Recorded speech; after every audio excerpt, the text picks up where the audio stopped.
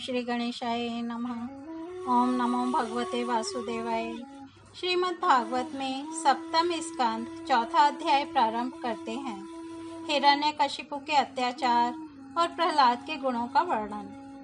नारद जी कहते हैं, युधिष्ठिर, जब हिरण्यकशिपु ने ब्रह्मा जी से इस प्रकार के अत्यंत दुर्लभ वर मांगे, तब उन्होंने उसकी तपस्या से प्रसन्न होने के कारण उसे वे वर दे दिए।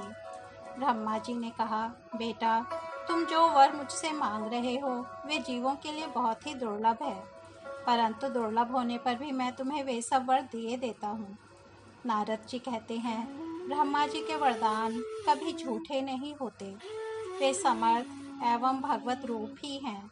वरदान मिल जाने के बाद हिरण्यकशिपु ने उनकी पूजा की।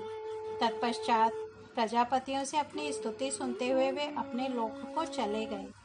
ब्रह्मा जी से वर प्राप्त करने पर हिरण्यकशिपु का शरीर स्वर्ण के समान कांतिमान एवं हृष्ट पुष्ट हो गया।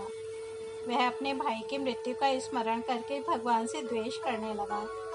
उस महादैत्य ने समस्त दिशाओं, तीनों लोकों तथा देवता, असुर, नरपति, गंधर्व, गरुण, सर्प, सिद्ध, चारण, विद्याधर, ऋषि, पितरों के अधिपति, मनु, यक्ष, राक्षस, पिशाचराज, प्रेत, भूतपति एवं समस्त प्राणियों के राजाओं को जीतकर अपने वश में कर लिया। यहाँ तक कि उस विश्व विजयी दैत्य ने लोकपालों की शक्ति और स्थान भी छीन लिए। अब वह नंदनवन आदि दिव्य उद्यानों के सौंदर्य से युक्त स्वर्ग में ही रहने लगा था। स्वयं विश्वकर्मा का बनाया हुआ इंद्र का भवन ही उसका निवास स्थान था। उस भवन में तीनों लोगों का सौंदर्य मूर्तिमान होकर निवास करता था। वह सब प्रकार की संपत्तियों से संपन्न था। उस महल में मूंगे की सीढ़ियां, पन्ने की गचें, स्फटिक मणि की दीवारें, वैदूर्य मणि के खंभे और माणिक की कुर्सियां थीं। रंग बिरंगे चंदोवे तथा दूध के फेन के समान शैयाएं, जिन पर मोतियों की झालरें लगी हुई थीं, शोभायमान हो रही थीं। सर्वांग सुंदरी अप्सराएं अपने नुपुरों से रुंझुन ध्वनि करती हुई रत्नमय भूमि पर इधर उधर टहला करती थीं और कहीं कहीं उसमें अपना सुंदर मुख देखने लगती थीं। उस महेंद्र के महल में महाबली और महामनस्वी हिरण्यकशिपु सब लोगों को जीतकर सबका एक छत्र सम्राट बनकर बड़ी स्वतंत्रता से विहार करने लगा। उसका शासन इतना कठोर था कि उससे भयभीत होकर देव दानव उसके चरणों की वंदना करते रहते थे। युधिष्ठिर, वह उत्कट गंध वाली मदिरा पीकर मतवाला रहा करता था।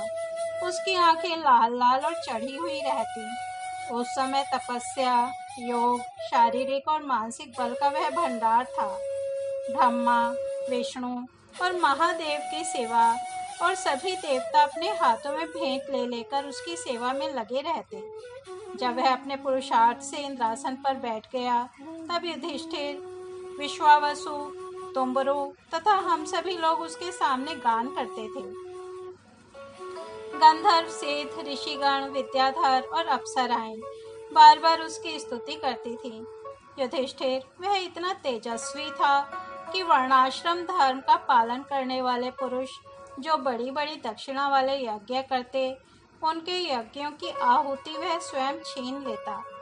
पृथ्वी के सातों द्वीपों में उसका अखंड राज्य था। सभी जगह बिना ही जोते बोए धरती से अन्न पैदा होता था। वह जो कुछ चाहता अंतरिक्ष से उसे मिल जाता तथा आकाश उसे भांति भांति की आश्चर्यजनक वस्तुएं दिखा दिखाकर उसका मनोरंजन करता था। इसी प्रकार खारे पानी, सुरा, घृत, इक्षुरस, दधी, दुग्ध और मीठे पानी के समुद्र भी अपनी पत्नी नदियों के साथ तरंगों के द्वारा उसके पास रत्न राशि पहुंचाया करते थे। पर्वत अपनी घाटियों के रूप में उसके लिए खेलने का स्थान जुटाते और वृक्ष सब ऋतुओं में फूलते फलते। वह अकेला ही सब लोकपालों के विभिन्न गुणों को धारण करता। इस प्रकार दिग्विजयी और एक छत्र सम्राट होकर वह अपने को प्रिय लगने वाले विषयों का स्वच्छंद उपभोग करने लगा। परंतु इतने विषयों से भी उसकी तृप्ति न हो सकी, क्योंकि अंततः वह इंद्रियों का दास ही तो था। युधिष्ठिर, इस रूप में भी वह भगवान का वही पार्षद है जिसे सनकादिकों ने शाप दिया था। वह ऐश्वर्य के मद से मतवाला हो रहा था तथा घमंड में चूर होकर शास्त्रों की मर्यादा का उल्लंघन कर रहा था। देखते ही देखते उसके जीवन का बहुत सा समय बीत गया। उसके कठोर शासन से सब लोग और लोकपाल घबरा गए। जब उन्हें और कहीं किसी का आश्रय न मिला, तब उन्होंने भगवान की शरण ली।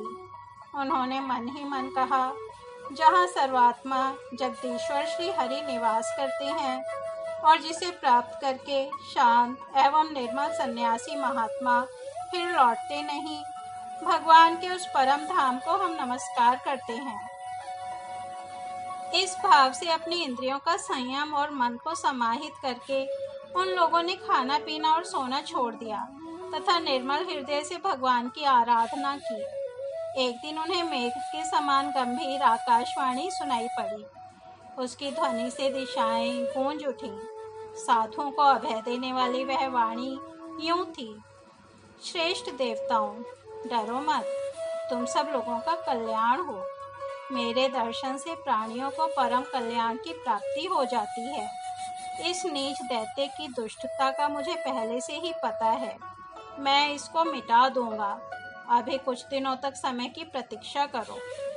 कोई भी प्राणी जब देवता, वेद, गाय, ब्राह्मण, साधु, धर्म और मुझसे द्वेष करने लगता है, तब शीघ्र ही उसका विनाश हो जाता है। जब वह अपने वैरहीन, शांत और महात्मा पुत्र प्रहलाद से द्रोह करेगा, उसका अनिष्ट करना चाहेगा, तब वर के कारण शक्ति संपन्न होने पर भी इसे मैं अवश्य मार डालूंगा।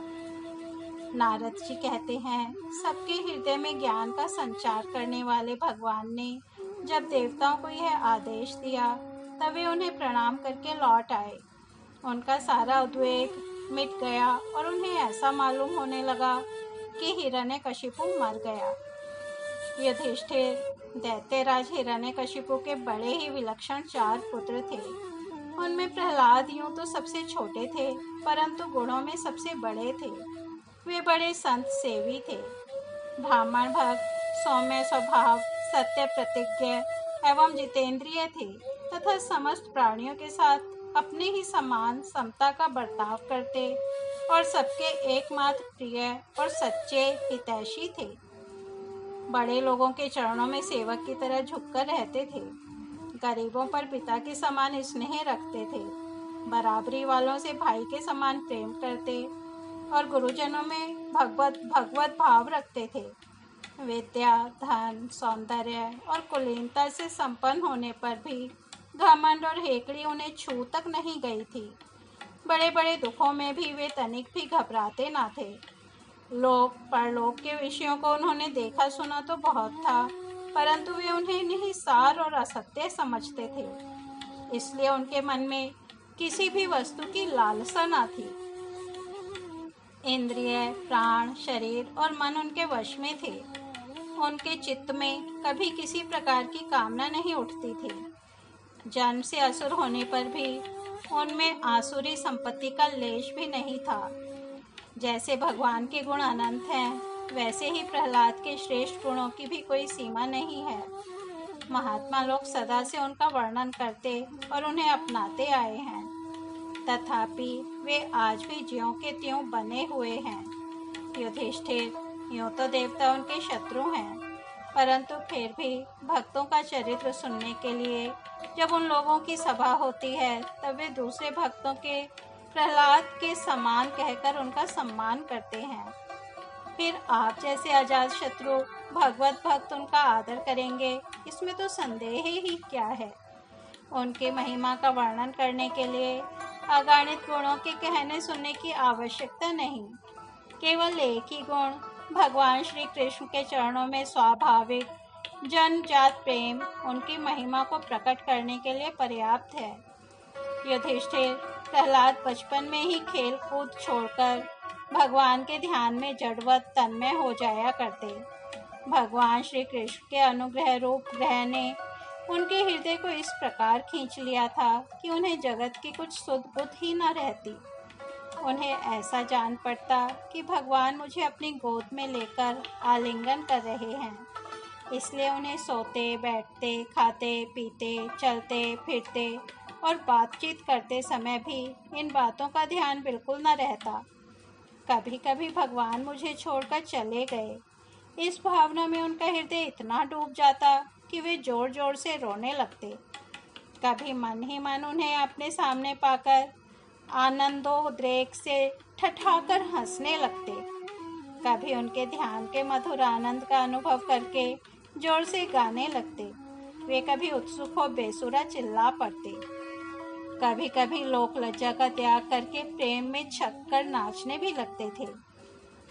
कभी कभी उनकी लीला के चिंतन में इतने तल्लीन हो जाते कि उन्हें अपनी याद ही न रहती, उन्हीं का अनुकरण करने लगते। कभी भीतर ही भीतर भगवान का कोमल स्पर्श अनुभव करके आनंद में मग्न हो जाते और चुपचाप शांत होकर बैठे रहते। उस समय उनका रोम रोम पुलकित हो उठता। अध खुले नेत्र अविचल प्रेम और आनंद के आंसुओं से भरे रहते। भगवान श्री कृष्ण के चरण कमलों की है भक्ति अकिंचन भगवत प्रेमी महात्माओं के संग से ही प्राप्त होती है।